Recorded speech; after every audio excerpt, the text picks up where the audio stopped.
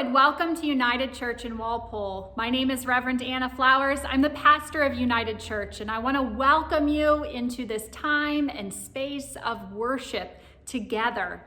As we begin our worship this Sunday, we're continuing our series all about healing. And at this moment in this service, we are going to be talking about environmental healing and also about just this broader concept of urgency and what feels urgent in our lives. So as we enter this time of worship, if you are on the worship chat or commenting on our video today, I invite you to share with us what feels most urgent, most pressing, either in the world or in your own life these days. Let us know. We'd love to hear about your own sense of urgency. And now as we begin our time of worship, I want us to be welcomed with our welcoming words that we say every Sunday here at United Church in Walpole. And Mark and Mary Anati will be bringing that to us. Good morning. My name is Mary Anati, and I've been a member of the United Church in Walpole for almost 21 years. So when I was in high school, my friend invited me to Senior PF. It was the Senior Pursuit, the youth group. It was called Senior PF back then. I was Catholic, but it didn't matter. I remember going there and being welcomed by everyone. I remember there was a Jewish girl there and a couple of other Catholic kids, but we all attended youth group, and it was a wonderful, wonderful time, very inclusive. So I attended all during my high school years, going on all the mission trips and the different fundraising things that we did. I remember going to a Christmas Eve service, sitting up on the balcony.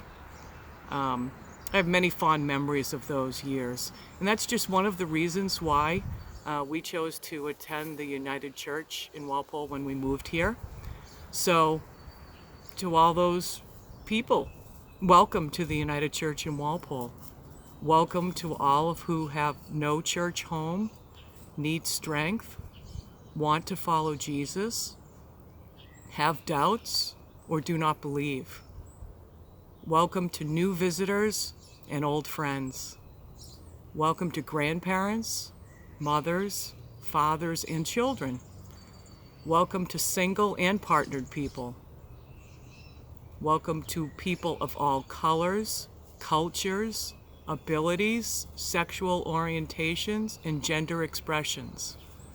To old and young, to believers and questioners, and welcome to questioning believers. Welcome to everyone.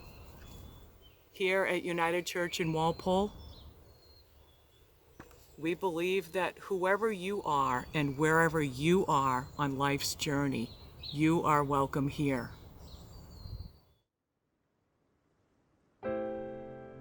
We continue our Lenten season of recovery as we focus on health as essential to our spiritual lives.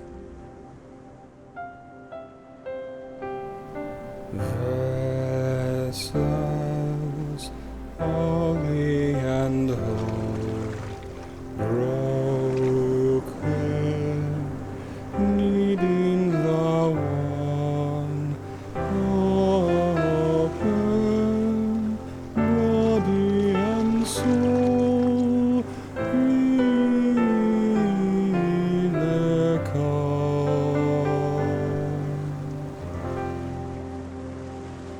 The demands of following Jesus are great. He shows us that sometimes we must make extraordinary effort to move in a new direction. As we consider the health of humanity, we cannot ignore the need to heal the very planet that sustains us. We live in increasing chaos of a beleaguered environment and the hoarding of resources. We want to be saved by something or someone else. But we discover this week that we are in the boat with the one who shows us our power to turn it around, to calm the storm. We protect the jewel that is our home, restoring something beautiful from scars of the past. Vessels holy and whole, broken,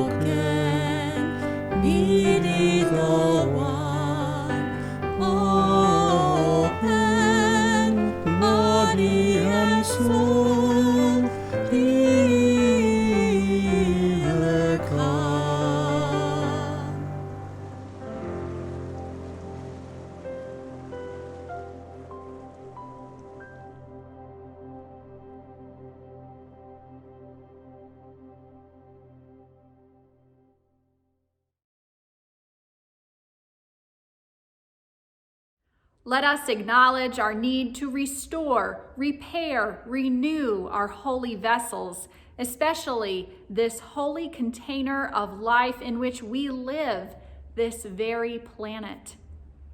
Let us pray. Life-giving God, in the beginning you created this universe with a phrase, "Let it be." And the waters and dry land, the sky and the creatures were formed. You set humanity among these wonders and invited us to care and honor all things. We have not successfully answered that call. Seeing the abundance as a feast that would never end, we gorged ourselves, making more than we could replenish at a rate that could not be sustained. We are beginning to comprehend the magnitude, beginning to see that things cannot just keep going as usual and not without dire consequences. We are frightened, which is partly why we are slow to accept it. But we now are witnesses to the forces of a world more broken than the one we inherited. Water, wind, and wave, fire, drought, and earthquake that signal it is time to pay attention and to make real change.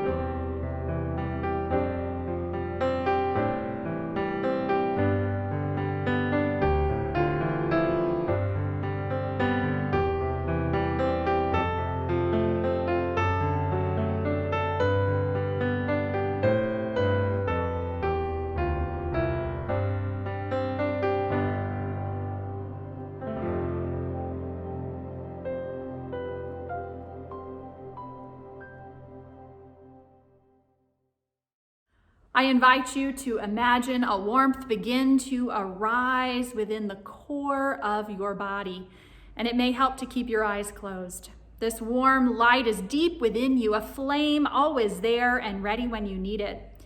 This warm glow begins to emerge from the recesses of your inner being, and it fills you with determination and courage. It floods your whole body until your skin is glowing with it, radiating outward. You feel strong. Know this, Jesus asks us to do hard things, to make changes, knowing we are capable, no matter what. We can change in order to heal this jewel planet called home. The calm of Christ in the storm is available for you, for me, for all. Take a deep breath in and let this truth fill you. And breathe out with the relief of assurance. I invite you now to take this peace that you feel within yourself and imagine it moving out beyond yourself to fill your home, to fill your neighborhood, to fill this whole world. And may that peace be with you. You may now share the peace of Christ with those present with you and in our worship chat.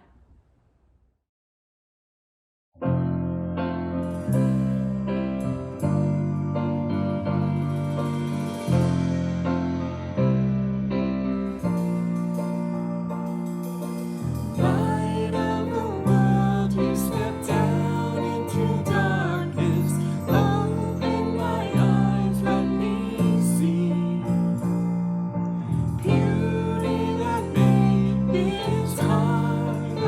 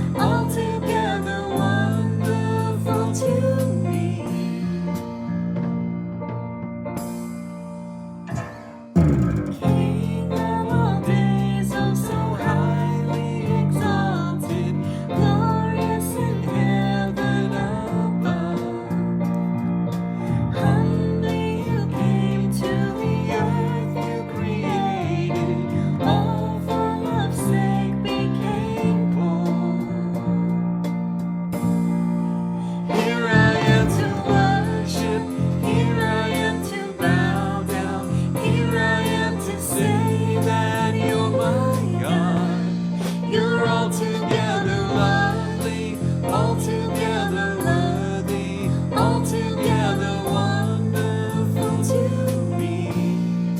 Here I am to worship, here I am to bow down, here I am to say that you're my God. You're altogether lovely, altogether worthy, altogether wonderful to me.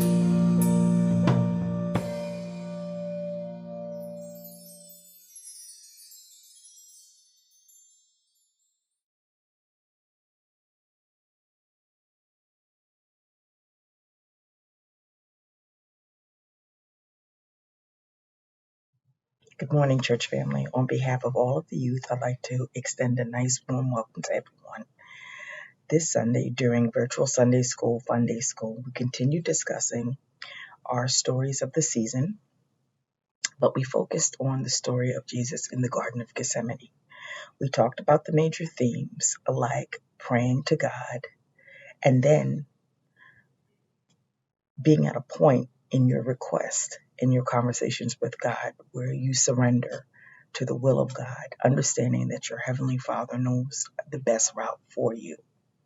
So, we also talked about our own Garden of Gethsemane experiences, and I'd like you to just reflect on that story and your personal Garden of Gethsemane experiences in your life this week as we continue to move closer and closer to Resurrection Sunday. May God bless you and keep you all. Amen. A contemporary word. We don't inherit the earth from our ancestors. We borrow it from our children.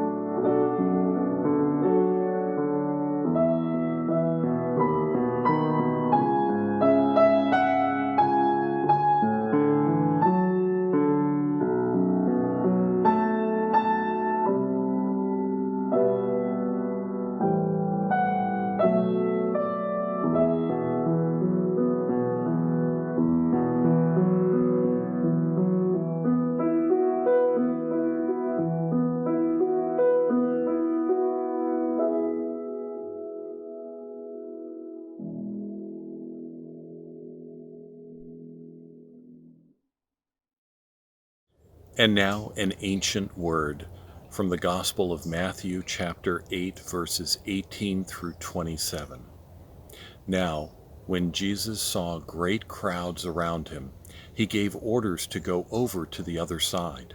A scribe then approached and said, "Teacher, I will follow you wherever you go." And Jesus said to him, "Foxes have holes, and birds of the air have nests, but the Son of Man has nowhere to lay his head." Another of his disciples said to him, "Lord, first let me go and bury my father." But Jesus said to him, "Follow me, and let the dead bury their own dead." And when he got into the boat, his disciples followed him. A windstorm arose on the sea, so great that the boat was being swamped by the waves. But he was asleep. And they went and woke him up, saying, "Lord, save us, we are perishing." And he said to them, "Why are you afraid, you of little faith?" Then he got up and rebuked the winds and the sea, and there was a dead calm. They were amazed, saying, "What sort of man is this, that even the winds and the sea obey him?" Please join me in the spirit of prayer as we begin our sermon time. God, I ask that you speak through me, and I ask, as always, that you speak in spite of me. And I pray that this hard word of challenge and of urgency is one that speaks to each and every one of us in your voice and in your way. And I pray this in Jesus' name. Amen. Amen. Well, friends, there are a few key phrases in Scripture where Jesus challenges us so much that anyone in their right mind would take a step back and think, if he means what he's saying here, I'm not sure I actually want to follow him. Now, one of those times is actually when Jesus says, "Take up your cross and follow me." Unfortunately, we've heard that phrase so much, and we have such a stylized and symbolized view of the cross, which is so far removed from the death machine and torture device that it actually is, that we don't hear those words very clearly. And so we've kind of completely divorced them from their original meaning and their shock value. But I think another of those troubling Jesus phrases is one that we heard today. And it's when Jesus is asked by a disciple to have just a little bit of time to bury his own father. And Jesus says, "No, let the dead bury the dead." Man, those are harsh words. And they are harsh even now for us to hear, especially this year, especially after we have grieved so much death ourselves, especially when we know either firsthand or indirectly so many people around the world, like that man, who have been denied the normal grieving practices their souls needed because of the relentless horror of this pandemic. Let the dead bury the dead. No time to lose, Jesus is saying, follow me. Really, Jesus? Do we want to? If that's the sort of thing that you say to grieving hearts. But I think that whenever we hit those points where doubt or questioning rise up, we've probably hit on something really important. Actually, I think that our doubts keep our faith awake for us. And if we aren't troubled by Jesus telling a grieving son that he isn't allowed to bury his father, then we probably aren't paying attention. So what's going on here? What might be really important that's being revealed here? I think one thing that Jesus is making clear in this moment is that not that he doesn't think that grieving is important, but rather that there are some matters that are so important and so time sensitive that you just can't wait. Even for something else, which is also really important. Sometimes our faith requires fast, bold, unflinching action. Now, we don't often in the church especially think about faith as something that calls for that kind of action. Religious institutions tend to be slow to change. Faith is more often associated with comfort and familiarity than it is with harsh realities. But this is one of the ways that Jesus and his early movement looked and felt so different from our expression of Christianity in America today. And I do think this is one of the reasons that more and more young people today say that they are spiritual, or even that they believe in God or they love Jesus, but they want nothing to do with the institutional church. Because young people today, I think, feel an urgency that they do not see in most churches. And what they actually see is that urgency being thwarted by most religious institutions. And I think Jesus actually was more like those young people. I think Jesus shared that level of urgency for his own ministry. Now, even though Jesus' urgency was harsh and unsettling and disruptive, he demanded it anyway. In Jesus' view, there was only so much time that he had, and for the sake of the future of his movement, for the future of all that he came to do, he needed that particular disciple to sacrifice that experience of his past, as painful as that sacrifice was, for the sake of the future. Let the dead bury the dead. We have little time, and we must work for the living and for the future. Any talk of sacrifice, I must say, must be considered carefully, because sacrifice can easily be manipulated by people to hurt people more than help people. But true, honest, good sacrifice is something done for the sake of life and human flourishing. And today, I wonder, what feels so urgent to you that sacrificing something may even be necessary? Now, maybe your answer to that question is where your deepest faith, values, and yearnings really lies. For me, and for so many people, particularly of my generation, and especially younger than me, because I hate to say it, but I'm heading upwards of 40, I'm getting older, right? So people younger than me, what feels most urgent to them is the health of our planet. Now, we see the writing on the wall right now: wildfires, hurricanes, melting ice sheets in the Arctic, and freezing armadillos in Texas, rising rates of tropical diseases, and yes, hello, global pandemics. Our whole world feels unwell. And we've studied the science. We know that this firestorm is coming for us and for our children. And we already feel it, because the first traces are already here. And the unimaginable has already happened again and again. And depending on whether you share this sense of urgency regarding global climate change or not, probably dictates whether you think calling for change or sacrifice of our old ways of doing things for new ways of doing things makes complete sense or feels deeply unsettling. Because the truth is, young people are indeed screaming, "Let the dead bury the dead," when it comes to the urgent action and sacrifice needed to slow the devastation of climate change. And it is as unsettling to many people now as it was when people heard Jesus saying that exact same thing way back in his day.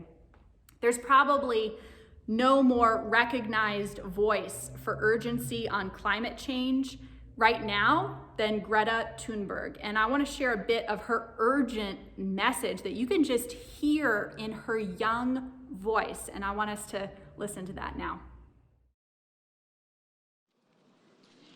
This is all wrong. I shouldn't be up here. I should be back in school on the other side of the ocean. Yet you all come to us young people for hope. How dare you?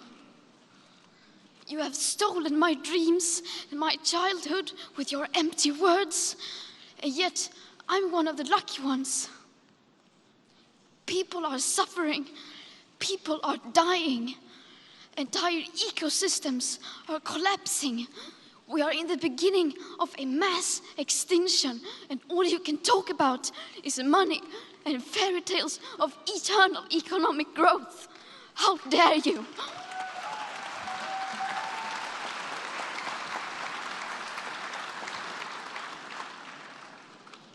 For more than 30 years, the science has been crystal clear. How dare you continue to look away and come here saying that you're doing enough when the politics and solutions needed are still nowhere in sight? You say you hear us and that you understand the urgency. But no matter how sad and angry I am, I do not want to believe that. Because if you really understood the situation and still kept on failing to act, then you would be evil, and that I refuse to believe.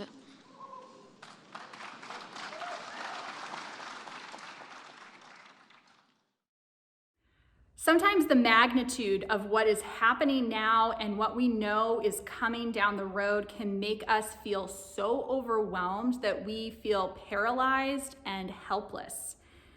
And when we lose hope, when we get into that place of hopelessness, we also lose urgency.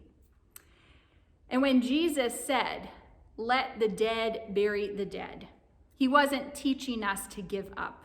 And I want us to really remember that. Let the dead bury the dead is not nihilistic. It is not a cutting off statement. It is a forward-focused statement. It is a hope-filled statement. It is a statement of belief and trust and love for the future. And he was teaching us to live into that and to sacrifice for that. He wanted us to lean into our future and our future hope when it matters most. Not all the time. Don't leave your family and don't give up grieving all the time. Do not make every sacrifice, but when it matters most, sometimes sacrifice is needed. That's when we must take up the most urgent call that our faith requires. And that's when we need to act and act quickly. God's creation right now, I believe, needs our urgent attention and urgent action for the sake of life. But there are other urgent needs, I know, in your life too. Now, don't be misguided by false gods that put you to sleep when your attention and willpower is needed most. Because Jesus was always calling us into the future for the sake of all. Let the dead bury the dead. Keep going. Don't lose hope. Amen.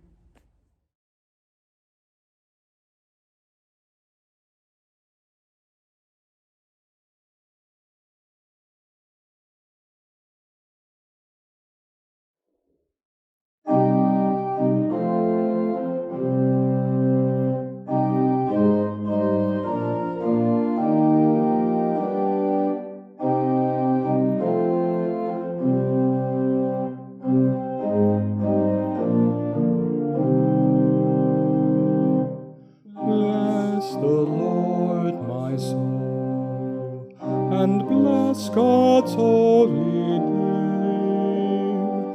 Bless the Lord, my soul, who leads me into love.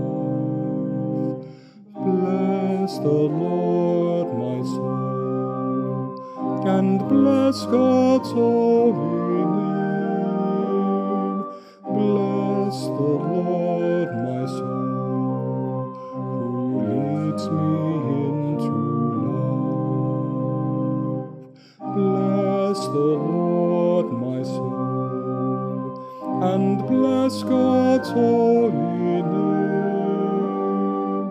Bless the Lord, my soul, who leads me into love. Bless the Lord, my soul, and bless God's holy name. Bless the Lord, my soul, who leads me into love. Bless the Lord, my soul, and bless God's holy name. Bless the Lord, my soul, who leads me into love.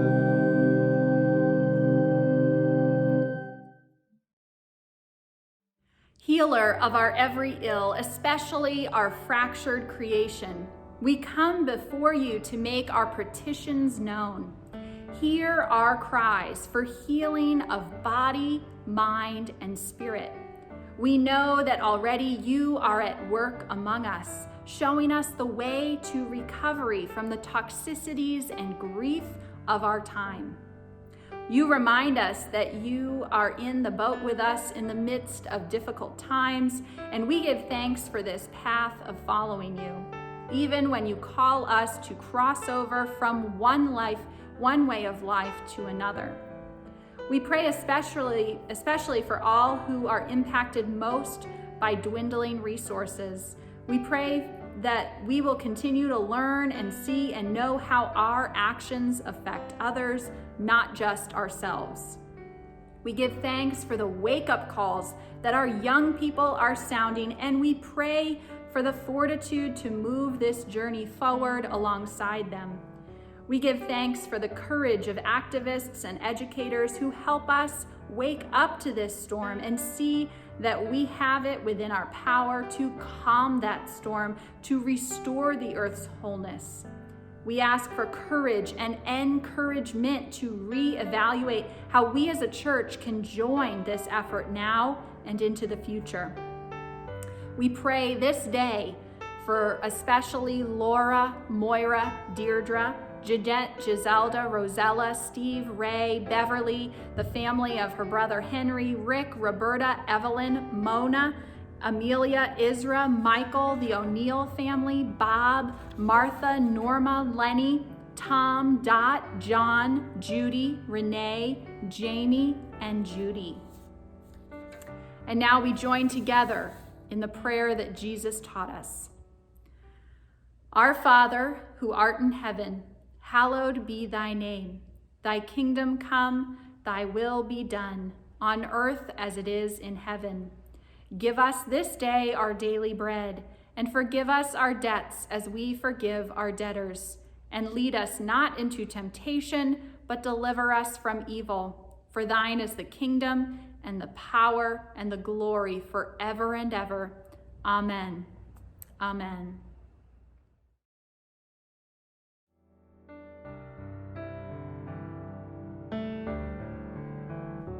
In your love, make us whole.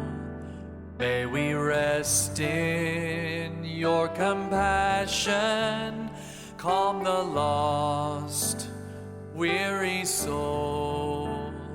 In the warmth of your love, may your peace fill our hearts. May we know Jesus, by your grace you console. Make us us holy. Make us whole.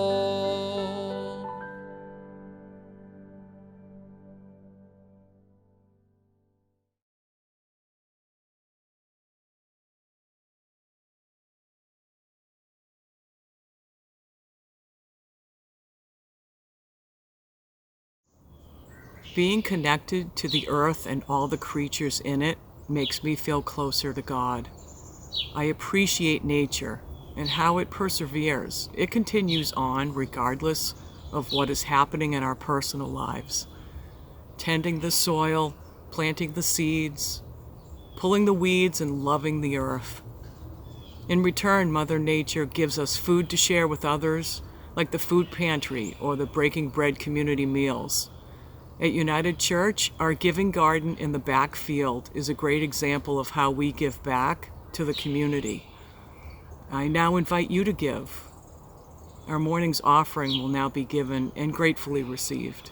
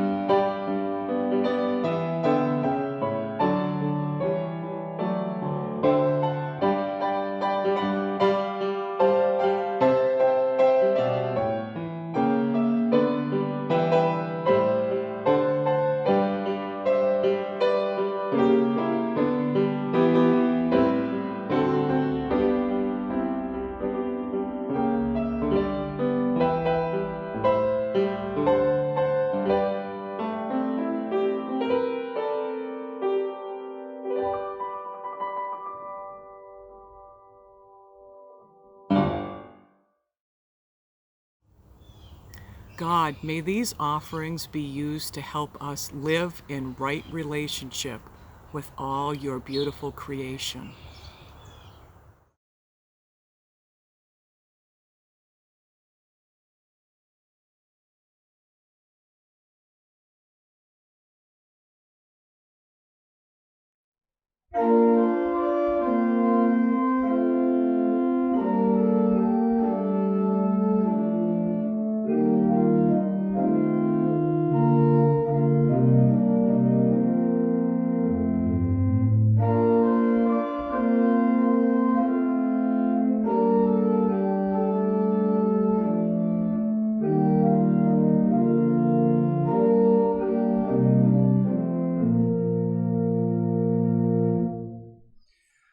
Touch the earth lightly, use the earth gently, nourish the life of the world in our care.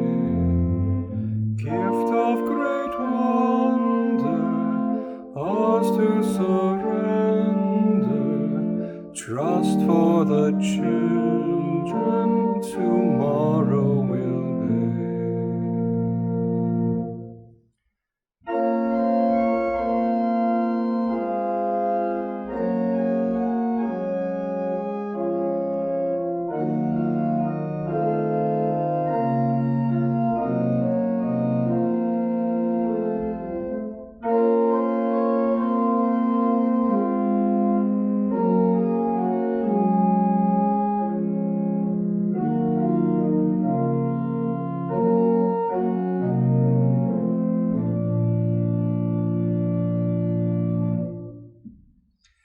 God of all living, God of all loving, God of the seedling, the snow and the sun, teach us, deflect us, Christ reconnect us, using us gently.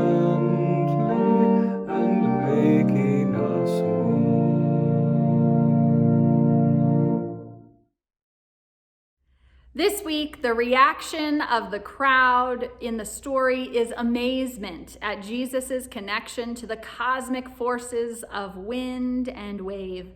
As scientists now try to teach us, all things are connected. We are part and parcel of creation. Rather than dominion, we are to be attuned to all around us. We see the cry of creation in awakened natural disasters, and we must heed the call to not hide in fear, but to work for healing. And so in our communal discerning about how this church community could become a health hub through our ministry and mission, let us put our minds to imagining how we can learn about contributing to the beauty and healing of our environment. And now let us go with a blessing. Go with the confidence that we can face the storm, that Jesus is in the boat, recovering our depth of love for all and our joy of living in this world. May the words of Jesus ring in your ears. Let the dead bury the dead. Follow me. And may the Spirit hover, move, and deliver salve to your soul and a spring to your step. Amen.